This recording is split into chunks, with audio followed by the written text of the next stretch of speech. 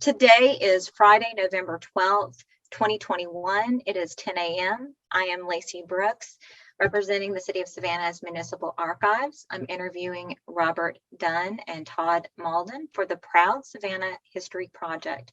We are conducting this interview in Savannah, Georgia via Zoom. Thank you for joining us today. So let's start by having you each tell us your full name, and I'll let you pick. I'm Robert Dunn. And I'm Todd Malden. Yeah. And then if you would each tell us your pronouns and how you identify. He, him, gay, male. Same, he, him, gay, male. And then if you would tell us, Robert, when and where were you born? Born March 11th, 1961, Utica, New York, Oneida County. And Todd, please. I was born in Albemarle, North Carolina, which is in Stanly County, May 22nd, 1965. And if you would talk to us about when you moved to Savannah and why you decided to move to Savannah, Georgia. 2003 full-time, 2003 part-time. Our whole purpose of moving to Savannah was really kind of get out of the corporate world, make a change in our overall, life projection of where we wanted to be and what we wanted to do, and be closer to family. Yeah, both of our, I had left my corporate job and Bob had intended to leave his. We had talked about moving, and I think I'd said in my last interview, Bob's mom lived out on Tybee, and our vacations for a decade had been to tackle her to-do list. So Savannah and the Tybee area were kind of a natural progression for us. Both of our parents were aging. My family was still in North Carolina. So it was just easier and simpler to be here and closer to family. Bob's mom, is a block away from us now. When you moved to Savannah, how long had you been together?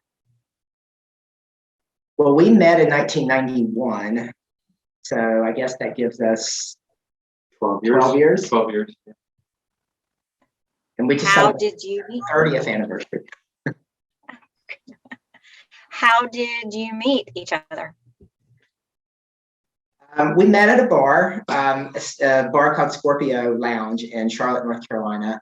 And it was kind of, we played cat or mouse, like we were there on Wednesday nights. We looked at each other from afar for a few weeks, and we have slightly different versions of the story. But Our entire life together has slightly different versions. But one Wednesday night when I was leaving with some friends, Bob came out and he said, "Are you going to be here next Wednesday?" And I said, "My name is Todd." And yes, I will be. And anyway, we had seen each other over the course of a number of weeks. We had not gone out. We'd barely even spoken, obviously. And I was already performing as a female impersonator at that time.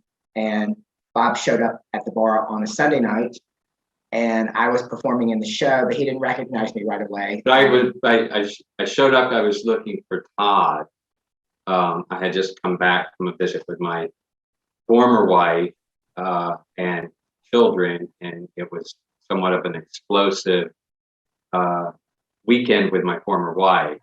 And so I just kind of thought, well, maybe Todd will be at this club. And anyway, so the show happened. I am going back to the dressing area, and we caught eyes, and Bob was like, "Todd," and I'm like, "Yes, don't go anywhere. I'm going to go up front and get paid. I'll be back in a second." And we ended up going back to, Bob was living in a hotel. He was in Charlotte on a work project, and we ended up going back to his hotel. And his version of the story is I went to his hotel room and never left. There's a little grain of truth in that. Wow. So you have mentioned a former relationship, your former wife. Can you talk about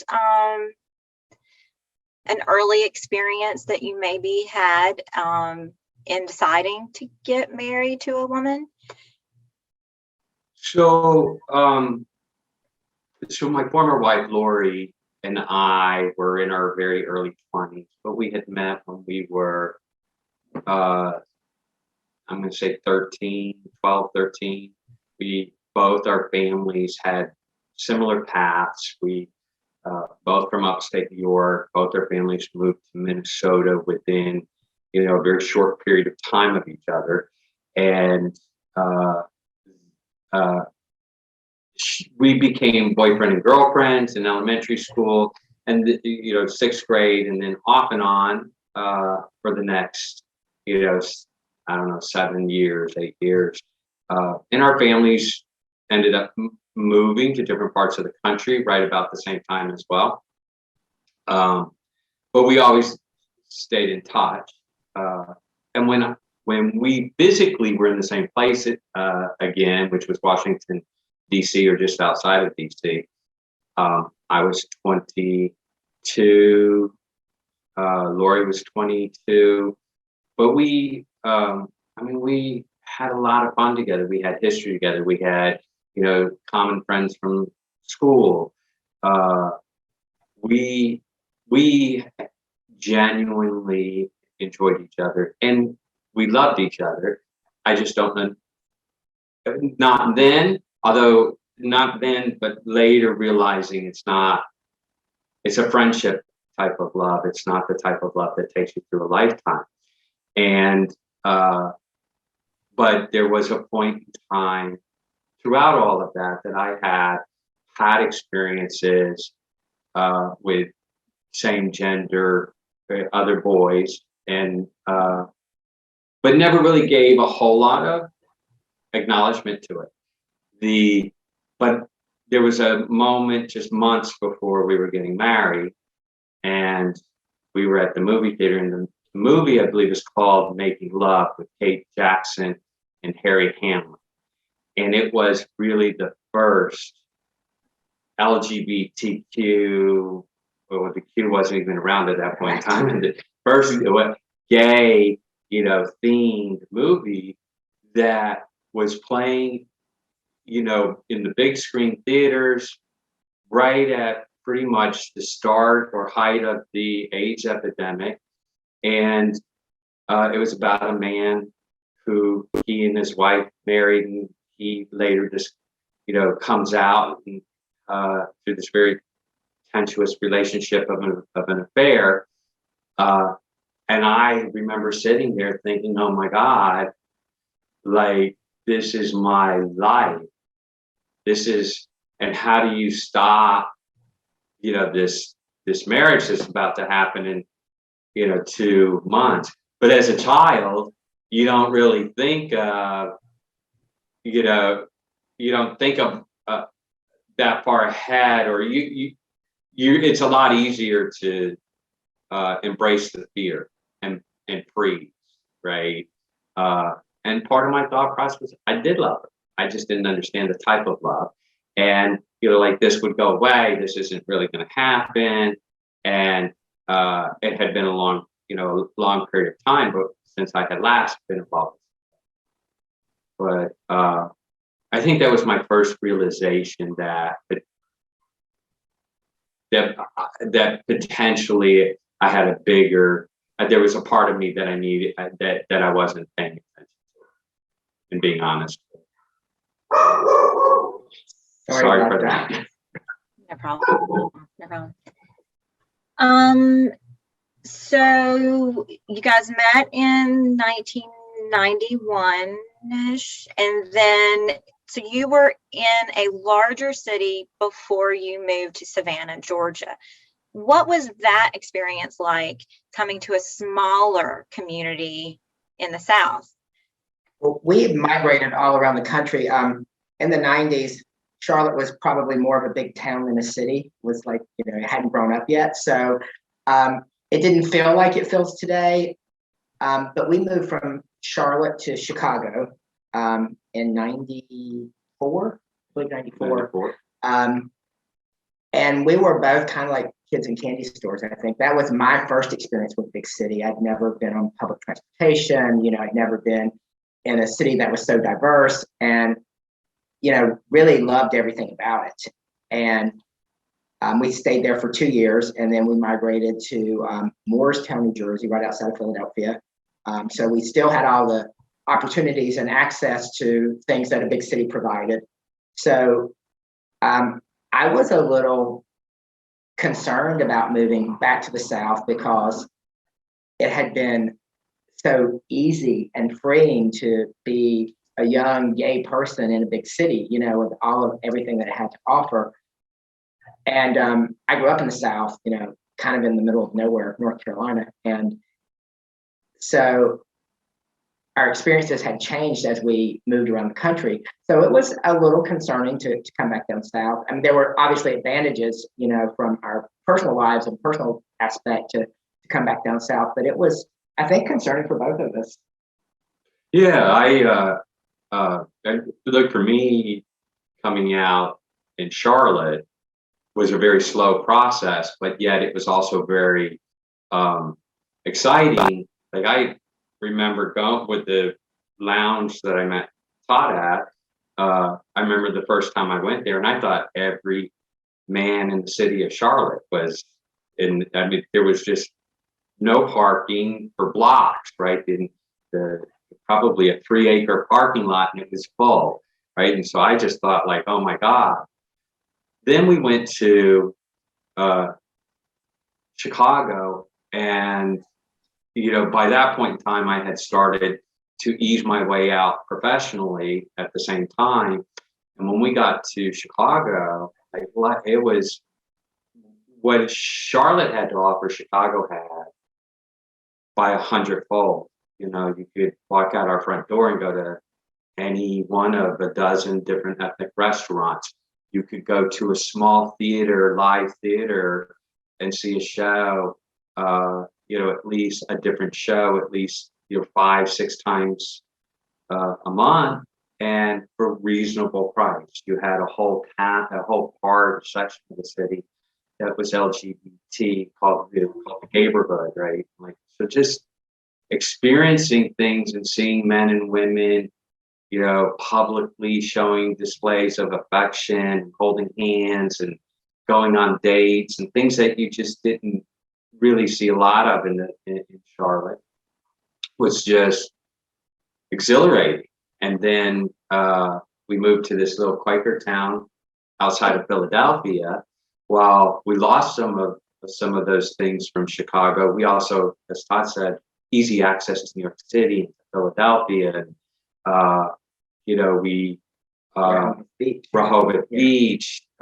We found friends within the company that we were working at that a whole circle of LGBT people, and made connections there. It was a different type of experience, but it was still awesome. And coming back to the South, we came back during the Bush administration. We came back, with a lot of other tensions rising politically and some setbacks in the LGBT community. And we, both having raised here, were comfortable, but we had friends question us. Do you really understand what you're doing? And, you're not really opened and welcomed in the South. And I think we got a little bit of that experience when we were here. When we, Fanny's on the beach, I remember going there and realizing this is not really your typical heterosexual, family-oriented kind of bar at night. And I asked one of the staff, I said, is this a LGBT gay bar? And she said, well, why do you ask? And I said, well, because I'm gay and it just seems awkward. And she said, well, we are family supportive and owned, but we don't advertise. That was also 20 years ago. Right. Yeah. But that was common. I mean, even when we bought this house in 2005, like, there were a number of LGBT people who lived in the neighborhood, and it was it wasn't relatively known widely in the neighborhood, but they were here. Nobody flew a pride flag. Nobody had an HRC sticker on their bumper or a George Equality sticker. So there were a lot of questioning moments about, did we set ourselves back? And we both also grew up in the South during much more, heated racial tensions. Me in Alabama during the 60s, and there was a point in time we said, wow, we felt like we had stepped back 20, 30 years when it came to racial relationships. And, from both sides, so yeah, there were some concerns. Even within the LGBTQ community here, when we moved down, we said the community was quiet. They were here, but they were just quiet. They would it seemed to me, just my perspective, that the community would much prefer to socialize and commune at someone's home than they were comfortable in a more public environment. And even the first Pride we attended here, was kind of tucked away down in the old railroad house, away from, the tourists, and it just seemed like it was a more of a private event. That all of that has changed, but it was, we didn't meet people at bars here when we first came out. And I think the transition was a little more difficult for us because not only were we kind of moving separately, I was coming down first and Bob transitioned later on, but when we moved to Chicago, we had a ready-made social circle. Bob had been there on a work assignment. He had stayed in the B&B, and the guys who owned the B&B became our friends, and their friends became our friends. So it was a relatively easy transition, especially for someone like me who had never been more than an hour away from their mother. When we moved to the Philly area, we had a work family, and we, and we had a church family there, but also had guys that we had worked with, or Bob had worked with at the time. So we had people to hang out with or socialize with or go visit on the weekends. And when we came here, it was just us. Like, we didn't know anyone here in the community. So it was, we got involved with the First City socials, and and then a bowling league, and then FCN, and then Stand Out. So that's kind of how we developed, a social circle here. And I can recall our first, we weren't living here for the first Pride event, but my mother had rented a booth at Pride event to hawk her wares in her new post-retirement game plan. And we came down to help. And we later went to a bar called Faces that was on Lincoln Street. Abe's on. Yeah, it's now Abe's on Lincoln. But they, and I remember astonished hearing these older gentlemen who at the time were probably my age now, in their 60s, and saying, some very Southern drawl, and how inappropriate it was, and they would never ever go to a public, gay homosexual event, and that it should never happen. And so overhearing this conversation, like, what a different place from Chicago. And I think there are two sides to that as well, because we weren't immersed in the community at that time. We didn't know anyone. So that was our experience. On the backside of that, FCN was already happening there, Lawrence Marley and Bev Blank and Julie Blocker and all of the old guard were working, to change things here in Savannah and develop a sense of community. And so I think that's important to know too. Yeah, and we, when we moved here, we met a lot of those people, and that certainly helped. And there was I think you look at a lot of things over the years. I mean, it's far different today than it was 20 years ago. And there are multiple factions, like in any community. Not everybody fits in the same, pod.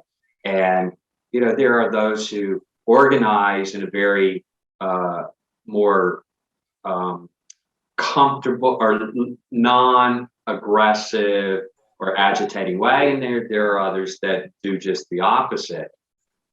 And while you may not have always fit in one or the other pod, together those different factions all seem to continue to move forward, no matter what the challenges were. And sometimes they join forces, and sometimes they just move forward in parallel but separate paths, right? But things are very different when, Absolutely. pride's no longer tucked away behind the walls of the roundhouse, and it's out in the open, and it draws big crowds.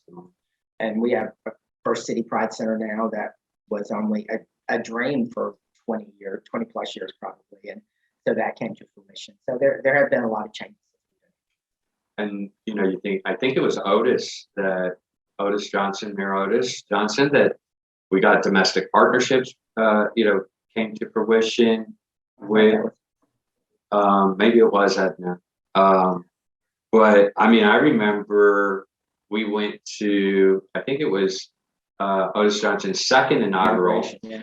and I remember we danced together on the dance floor, and maybe a few heads turned, but we had more people come up to us and say how, refreshing that was, and to see the change of diversity and openness happening in the city. And even then, we were invited to the inauguration with contingency people, Carolyn Bowden, Deb Riney, Pam Miller, like a slew of people that Kevin Clark, that had actually helped get the mayor elected, by mobilizing and encouraging our community to go out as well.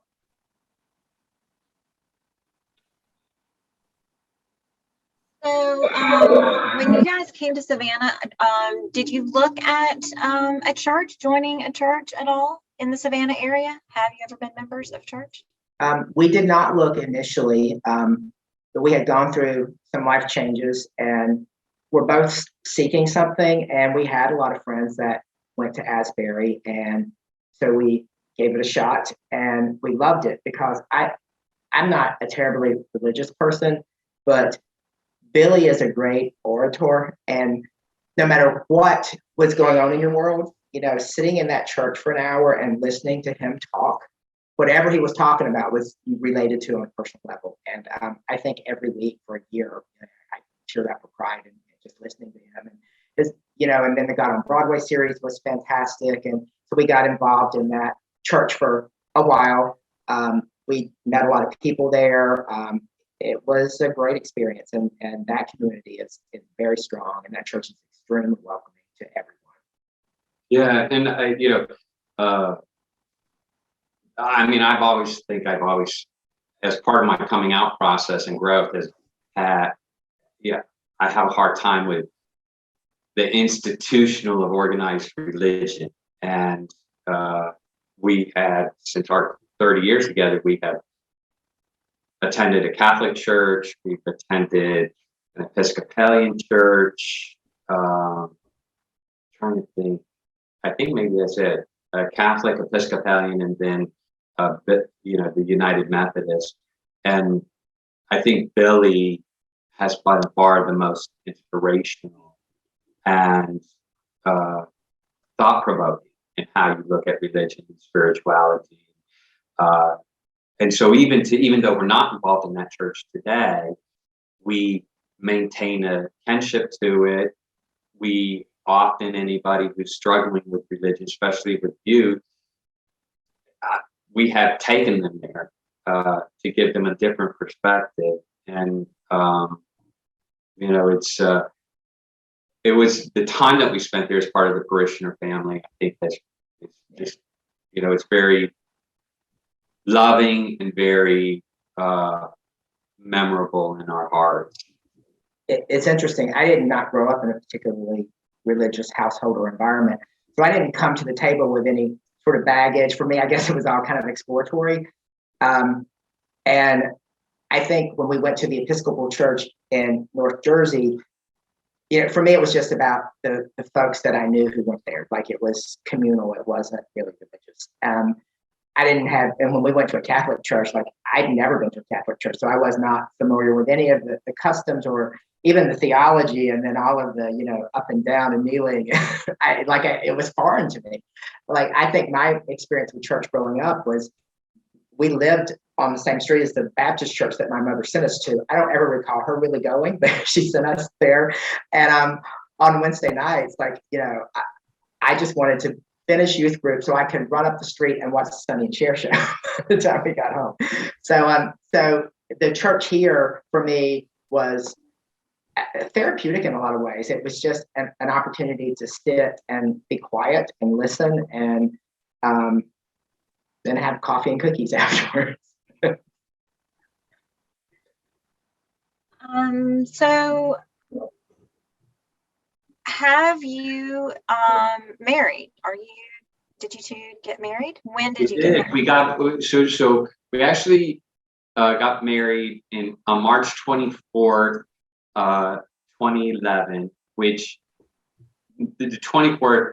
So again, we'll have two different versions. Mine's way funnier. I had basically said at one point, as we waited for marriage equality, and it, patchworked across the country, I had said several years before that is that, like, by 20, we're either getting married or we're not. And, but that I really wanted to market our 20th anniversary with being married. And so we went to Waltham, Massachusetts, to get married. It was, Massachusetts really had no significant meaning for us to go there, other than it was the first state to sanction marriage equality. So we went on March 24th, and with the understanding that we were going to get married. It was just us, nobody else. But we were going to have our true ceremony on our 20th anniversary, September 18th, and we would do it here, and we would have family and friends. And so that's what we did, because I felt like I wanted to have just our moment. And so that's how that happened. And then, 6 months later, we have this huge, celebration with family and friends, and from all over the country. I think about 150 people. About 150 people. We had our ceremony and reception at the Belford's seafood restaurant over in the square, City Market. And it was awesome. It was we did have a little bit of caution as we look for places, and we would ask, hey, it's a same-sex marriage. And, Belford's was great. They said, we've never done that before. We have no problem. And excited to do it. And they worked with us great. And he said, can we fly the pride flag? Would that be okay? And we put out a sign that says, private event, the wedding of Bob and Todd. I mean, they were just, Awesome. It was their first one that they did, but they were awesome with making sure, we were okay, and that they were okay with what they were about to do, being in City Market. It was an awesome year in 2011. When we went to Waltham, Massachusetts, I always tell people, like, the coolest part of the entire process, because marriage equality, like Bob said, was kind of patchworking itself across the country, and it wasn't nationwide at that point, obviously. But when we went to City Hall to fill out our marriage license, there was this very young heterosexual couple next to us doing the same thing. And like, the one thing I remember was that she kind of nudged her fiance and said, move over, honey, so they can fill their paperwork out too. It was just a non-event. And I thought it was so cool. Like, it wasn't like, oh my God, these two men are trying to get married. It was just like, move over and let them have some space to do their thing too. And what was supposed to be just us, Bob's mom decided to fly up, and she had a relative, a cousin there. And so they ended up coming to our ceremony with the Justice of the Peace or whatever you Right. And it ended up being really cool. Like, we had a very small group of people there. It was a great experience, except that I got food poisoning 2 days before. But we had a young man that had gone to stand out, who was in the Navy and been stationed there. So we got to see him while we were there. And then, like Bob said, we wanted to have, like, just a big celebration. And so we invited, people from every city we had lived in. So we had friends from our lives in Charlotte, from Chicago, from Jersey, from here, our neighbors, and here in Parkside, former coworkers. Everybody came. It was like the coolest thing in the world, and it was an incredible day, like maybe the best day ever. Yeah, it was an awesome. Cool. So, do you feel like today in 2021 that things have changed, but where do you think Savannah needs to move in the next 20 years, let's say? Can you think for the future what you hope Savannah will be like? I hope there's a retirement home for old gay retired men. I'll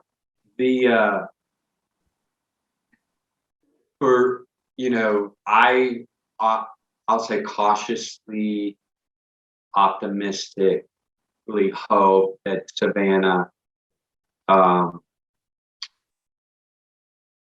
would find itself being far more open and welcoming to all walks of life, and not just specifically LGBT, but interracial relationships and international relationships, and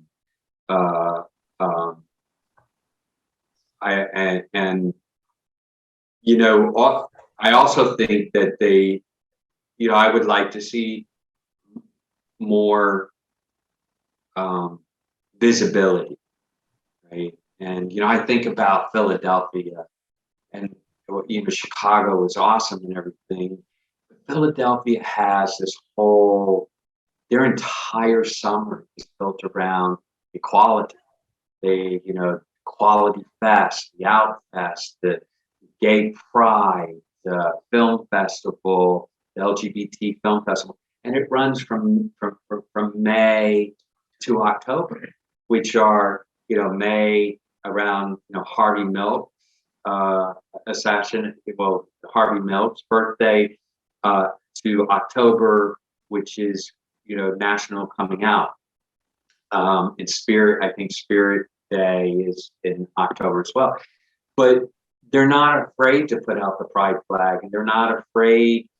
Businesses are not afraid to show that they are LGBT friendly. And I can remember when we first came to Savannah, very rare did you see a business that said, that had like a HRC equality sticker or a gay pride sticker in the window. You see more of them now, but in comparison, if you look at other cities that might be similar in size or diversity as Savannah,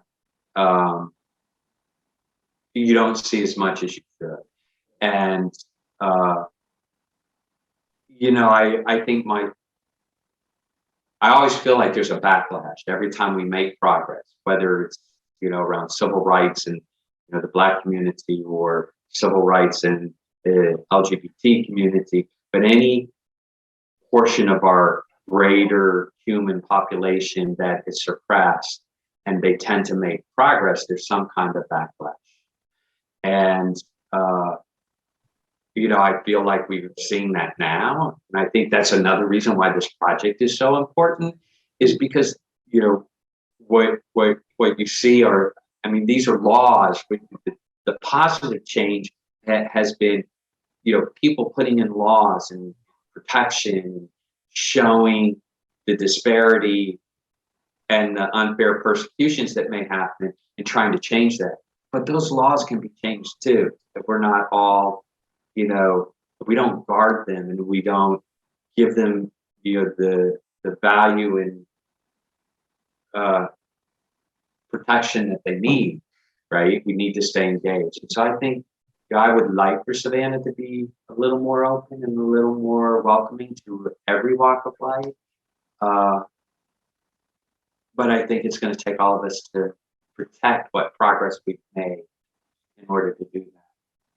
I think in Savannah, and maybe it's sort of projection of our country larger, there's huge disparity here between sort of the haves and the have-nots. And there's racial inequality, there's inequality within our own community. There certainly is gender inequality. We haven't even touched on gender identification and the trans community here. I just think there's a lot of work to do in our province and the larger city and within our own community as well. I think progress has been made. I think there are a lot of services that are provided around town. I think the Pride Center provides a lot of services. The health department provides a lot of services for on the HIV front now.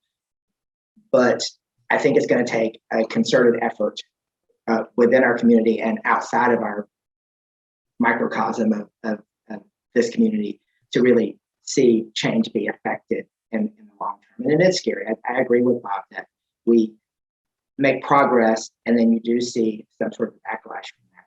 People come out of the woodwork because, giving you equal rights somehow seems to take rights away from them, which is just mind-boggling to me. So I hope that we see our community stand up. I hope that we become even more visible. But for everybody. For everybody. I hope I am excited that, and I've said this for quite some time, I think that gay bars and gay businesses and all of that certainly serves a purpose within our community. But in Savannah, a lot of people, you feel welcome everywhere. It's people go to wherever they feel comfortable, whatever the restaurant is, whatever the club is, whatever the coffee house is. And that's encouraging and exciting. And I don't see, a lot of people, screaming derogatory terms at people on the street, and which happened to us when we first moved here downtown. But I think there's been a great deal of progress, but like with anything, you have to keep trying to move forward and you can't rest on your laurels. You really have to really look at what's next. I don't know. Quickly, can you think of one event that maybe was a turning point for Savannah that in the time that you've been here? Can you think of one event, whether positive or negative, that was a turning point that seemed to push Savannah one way or another?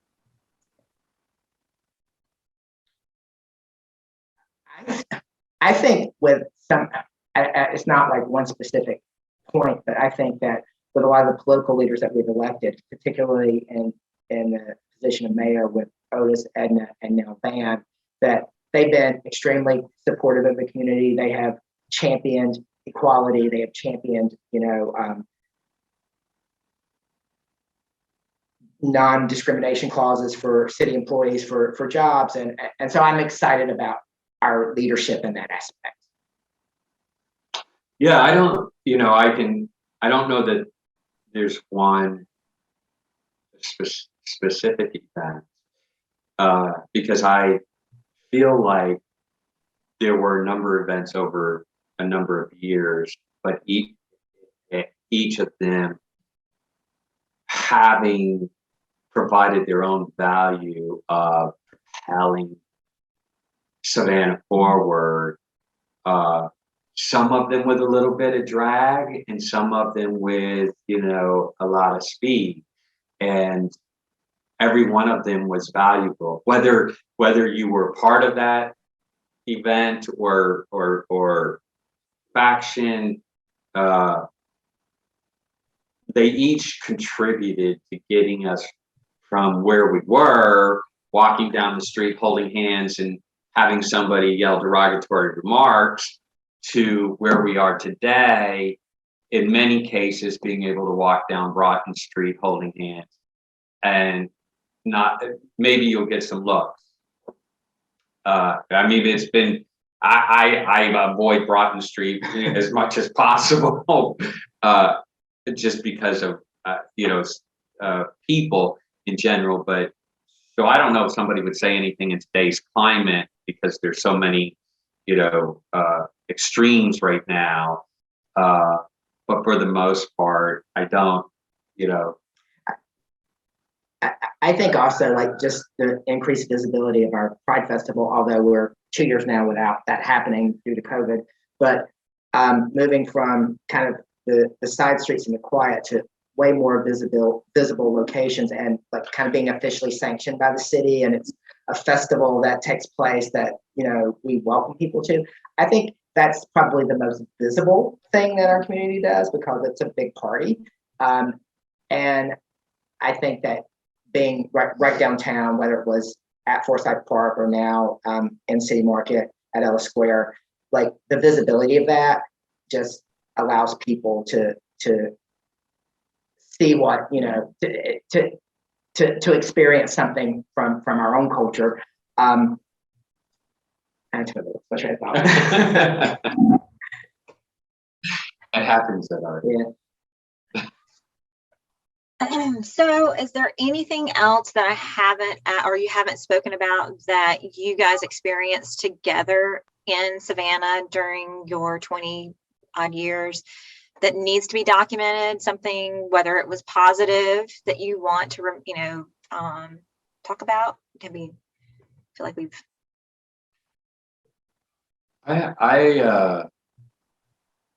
Or negative? Was there anything? No, I think that we kind of touched everything. I think that, you know, Todd and I think overall my experience in Savannah overall has been great. And despite some of the challenges and, you know, having stepped back, I felt, you know,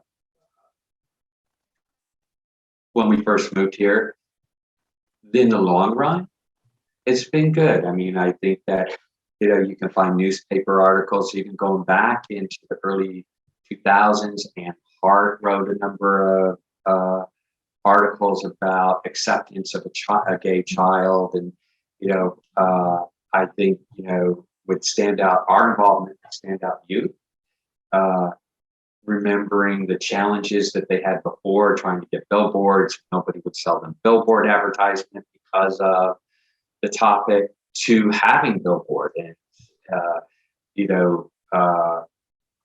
we have a Pride Center now that we don't have. We have, you know, the Pride Center hosted a block party, right? 2 years ago, maybe? Yeah. 2019. Yeah. That was just phenomenal, right? That and looking forward to the next time they can host that outside of just the Pride Festival. But you know, there were positive events and there were negative events. I think that, you know, it's sad that, you know, there were a number of gay bashings that occurred while we were here. And out of those events came change, right? And even it created a lot of push and pull within the, you know, gay community itself, but never split the community. I feel. I think that you're seeing the new youth organization, from my understanding, has a bigger population of transgender youth, which is a need that, you know, a service that is needed. And that's great. When you think 20 years ago, like, it was gay or lesbian, right? And the transgender kids, you know, really didn't have a place. And, you know, now there's a bigger acceptance for them. And I think with them will come more positive change as they evolve and grow and make a bigger presence.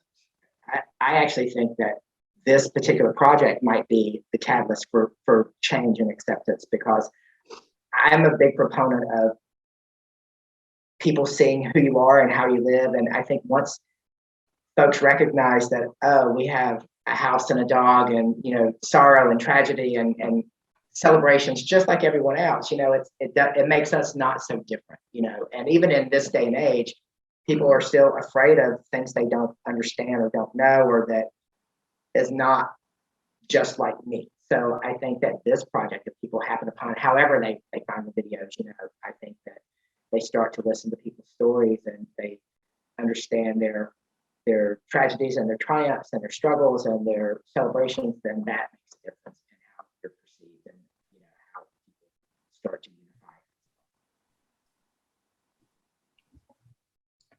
Well, thank you very much for sharing your history today. I've really enjoyed it. Thank you very much. Have a great day.